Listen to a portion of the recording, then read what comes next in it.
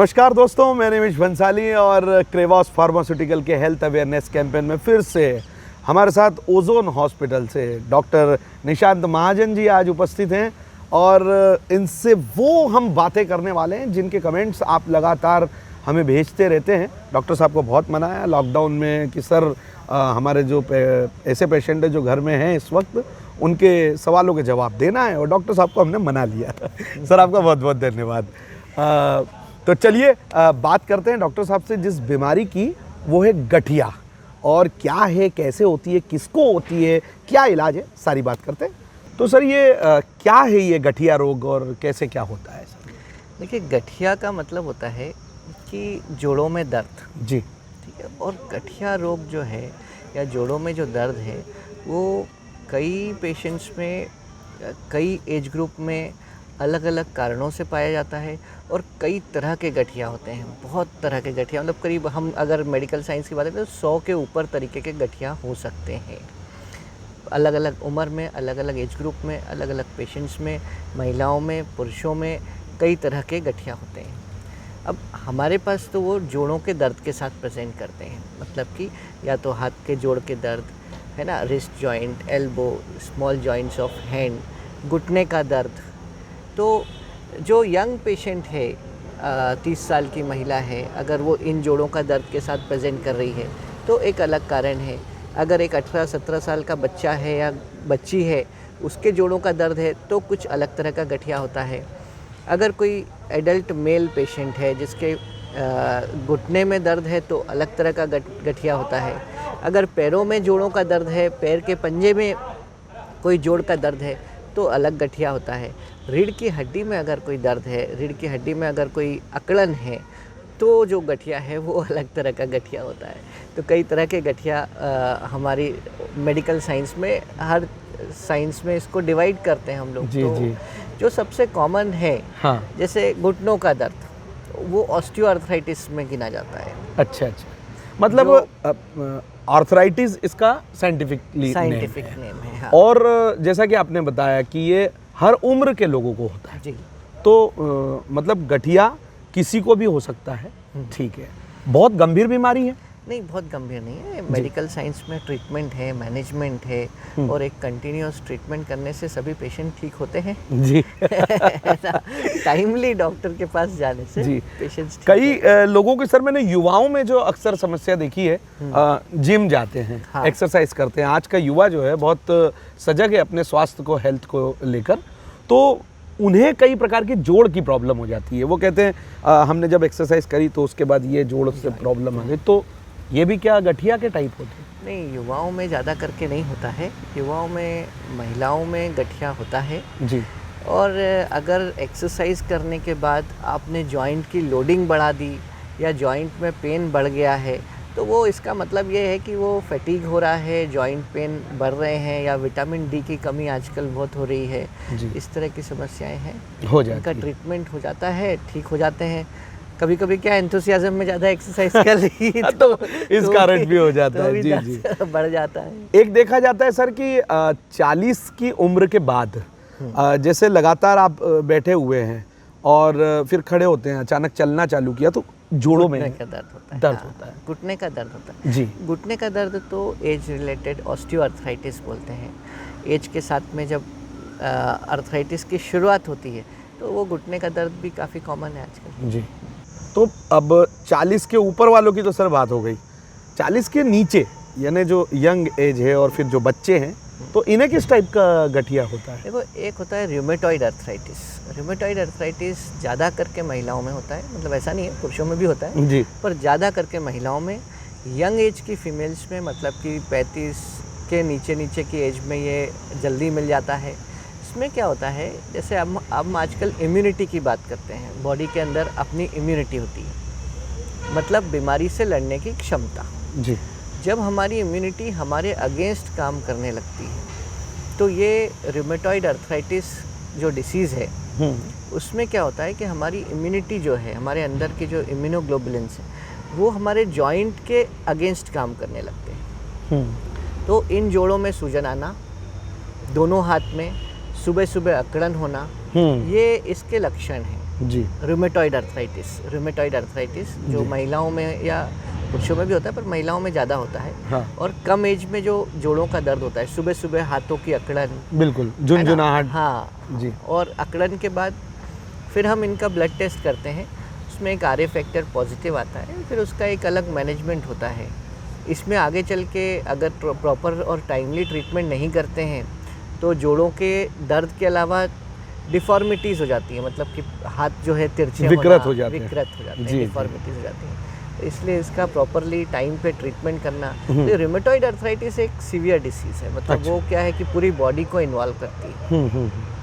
मतलब सिर्फ जोड़ों का है ना, पहले शुरू में छोटे जोड़ों का दर्द, फिर बाद में धीरे से बड़े जोड़ों का दर्द, और इसमें बाकी लंग्स का इन्वॉल्वमेंट है ना, स्किन में नोड्यूल्स बन जाते हैं, तो अच्छा। वो इसीलिए इसको गठिया बोलते हैं, क्योंकि गठिया। हाँ जो गठिया रोग का जो नाम है जी, जी। वो इसलिए है, स्किन के वो स्किन में जो है ना वो छोटे छोटे नोड्यूल्स, हालांकि कम दिखते हैं इतनी जल्दी नहीं, पर उनका मेन सिम्टम्स जो है हाँ। वो ये है कि जोड़ों का दर्द जी और सुबह सुबह अकड़न, दोनों हाथ के छोटे जॉइंट्स के पेन, और मॉर्निंग स्टिफनेस, सुबह उठने में, हाथ की मुट्ठी खोलने में, खड़े होने में आपको 20-25 मिनट का समय लगता है। जी, यही दरअसल यही सवाल मैं पूछना चाहता था, लेकिन आपने पहले ही बता दिया कि सुबह उठकर लोगों को जो तकलीफ़ होती है, झुनझुनाहट होती है, अकड़न हो जाती है, तो ये आपने जो बताया इसका हल है। लेकिन एक बात इसमें सर ये है कि देखा गया है कि जो जोड़ों का दर्द होता है इसे व्यक्ति बड़ा गंभीर नहीं लेता है। वो कहता है कि बर्फ़ की सिकाई कर लेंगे, या हम तवे पर कुछ गर्म कपड़ा रख के सिकाई कर लेंगे, और बहुत सारे ट्रीटमेंट बताते हैं। तो क्या ये इलाज घरेलू उपचारों से ही सही हो सकता है, या मतलब इसकी गंभीर प्रकृति कब हो जाती है कि डॉक्टर के पास जाना ही पड़ता है? देखो, नॉर्मली घरेलू उपचार में जो मैं समझता हूँ, घरेलू उपचार ये है कि आप अच्छा खाएं पिए, एक्सरसाइज करें, जोड़ों की एक्सरसाइज करें, धूप का सेवन भी लें, धूप में वॉक करें। धूप में अपनी बॉडी विटामिन डी बनाती है, तो विटामिन डी है, और अच्छा अपना जो एक्सरसाइज है, योगा है, ये सब करने से आप घर में तो ठीक हो ही सकते हैं जी, पर अगर ठीक नहीं हो रहे तो डॉक्टर के पास आना बहुत ज़रूरी है। जी जी जी, है ना। तो मतलब हम अगर ये कहें कि विटामिन डी की कमी से हाँ गठिया रोग जो है, नहीं, विटामिन डी की कमी से भी इस तरह के फीचर्स आते हैं ना, पेन होना, जॉइंट पेन होना, जी, कमर दर्द होना, ये फीचर्स विटामिन डी की कमी से आते हैं। अब अगर व्यक्ति घर पे सही नहीं होता है तो वो आपके पास पहुंचता है, और फिर आप क्या करते हैं? क्या सर्जरी होती है? नहीं, हर बार सर्जरी नहीं जी, होती। भाई डॉक्टर हैं तो पूछने का तो बनता ही है। इसमें है ना, शुरू में तो ब्लड टेस्ट होते हैं, हाँ, है ना। ब्लड टेस्ट में हम लोग एक RA फैक्टर करते हैं, जी। यूरिक एसिड करते हैं, विटामिन डी लेवल्स करते हैं, आजकल विटामिन B12 लेवल्स करते हैं। जी, विटामिन डी की कमी है तो वो पकड़ में आ जाएगी, विटामिन B12 की कमी है तो पकड़ में आ जाएगी। और अगर RA फैक्टर पॉजिटिव है तो RA फैक्टर जो है वो गठिया का सूचक है, तो RA फैक्टर पॉजिटिव को हम सीरो पॉजिटिव रूमेटॉइड अर्थराइटिस बोलते हैं, कभी कभी वो नेगेटिव भी आता है। अच्छा, तो फिर वहाँ डॉक्टर का रोल है कि सीरो नेगेटिव रूमेटॉइड अर्थराइटिस है, मतलब RA फैक्टर तो नेगेटिव है पर उसके फीचर्स पूरे रूमेटॉइड अर्थराइटिस के हैं, फिर उसमें और भी आगे की भी जांचें होती हैं, और इनके कई तरह के ट्रीटमेंट्स होते हैं, जिसमें कि हम रेगुलर ट्रीटमेंट देते हैं, मैनेजमेंट करते हैं, और पेशेंट काफ़ी ठीक हो जाते हैं। जी, फिर वापस वो रिमिशन में चले जाते हैं, मतलब ठीक हो गए, हाँ हाँ हाँ, है ना। फिर कभी 1-8 साल बाद, 6 महीने बाद फिर वापस तकलीफ होती है, तो इस तरह से उनका हमेशा मैनेजमेंट होते रहता है। होता है, मतलब गोली दवाइयाँ जो हैं वो हाँ, ट्रीटमेंट ही लगातार लेते रहेंगे तो बिल्कुल बिल्कुल सही हो जाएंगे। एक और बात आती है, जो जितनी भी हम बीमारियां देखते हैं, अगर इन बीमारियों का एक संगठन बनाए तो इसका एक अध्यक्ष अगर हम बना देते हैं तो वो शुगर, डायबिटीज़ जो है, तो हर बीमारी के बीच में ये आ जाता है।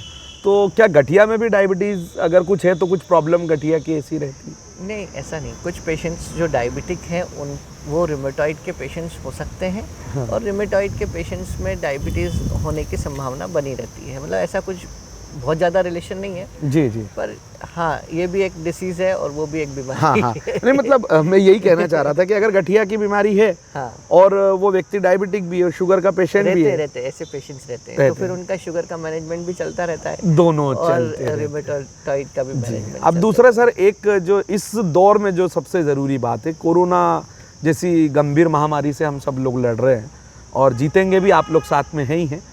तो ऐसे समय में अगर किसी को गठिया हो जाए या कोई गठिया का पेशेंट है, तो ये जो टीकाकरण वगैरह है, वैक्सीनेशन है, तो वो कोई प्रॉब्लम देता है या नहीं है? देखो, टीकाकरण तो सबको ही कराना है जी ठीक है। अगर आपको डायबिटीज़ है, शुगर है, तो आप टैबलेट लेते रहिए जी और आप टीकाकरण कराइए। गठिया है तो आप अपनी दवाइयाँ मेंटेन करिए और टीका लगवाइए, पर टीका तो लगवा लीजिए, नहीं तो बचेंगे कैसे। जी, ये बात भी सही कही। गोली दवाई से गठिया सही हो सकता है, तो ये तो एक ऐसी बात हो गई जो हमारे अब सभी जितने लिसनर हैं या जितने हमारे दर्शक हैं वो समझ गए। गठिया ऐसी गंभीर बीमारी नहीं है जिससे लिए आप बहुत परेशान हो रहे हैं, डॉक्टर साहब ने बता दिया। घर पे क्या आहार इसके लिए खास ज़रूरी है जो लिया जाए?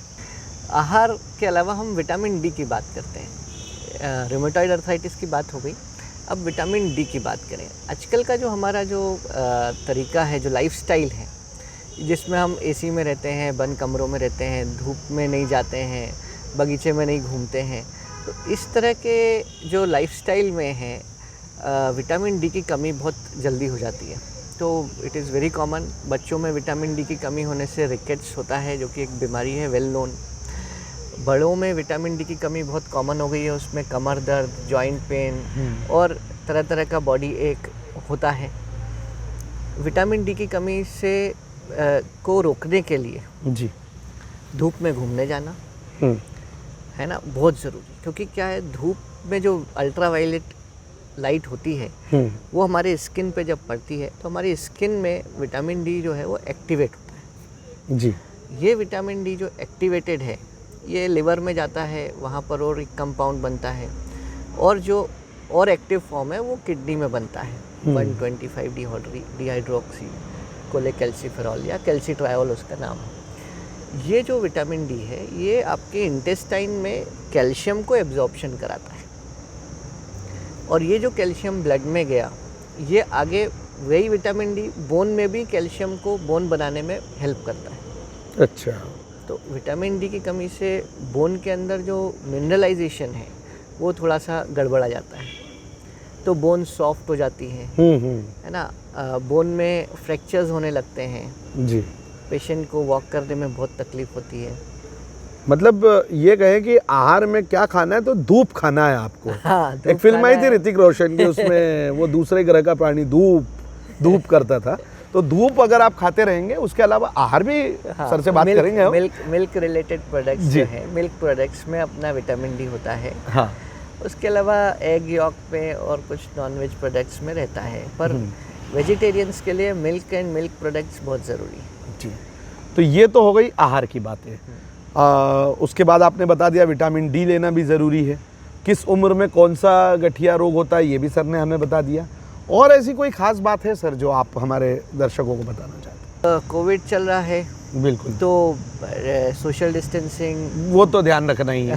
हाँ, मतलब धूप में निकले हैं तो ऐसा नहीं कि आप 25-50 लोगों को साथ में लेकर निकल गए। और मास्क का यूज़ करें जी, और सबसे इम्पोर्टेंट जल्दी से जल्दी हो सके तो वैक्सीनेशन कराएं। अपना स्लॉट बुक कराएं। आजकल तो ऑनलाइन भी हो रहे हैं और आप स्पॉट पर जाकर भी होने लग गए। सर, आपने गठिया को लेकर बहुत अच्छी बातें हमारे दर्शकों को बताई। आपको और भी कोई जानकारी किसी भी बीमारी के बारे में आपसे बात करनी हो तो डॉक्टर निशांत महाजन जी का नंबर भी हम डिस्क्रिप्शन में दे रहे हैं। और एक बात और है, हमारे डॉक्टर्स जितने हैं वो परेशान ये होते हैं कि भाई हमारे दर्शक जो है रात को फ़ोन ना करें। आप सबकी अपनी लाइफ होती है, तो आप समय देखकर कॉल करें और आप अपना अपॉइंटमेंट वगैरह भी बुक करा सकते हैं। फ़िलहाल हमें दीजिए इजाज़त। नमस्कार।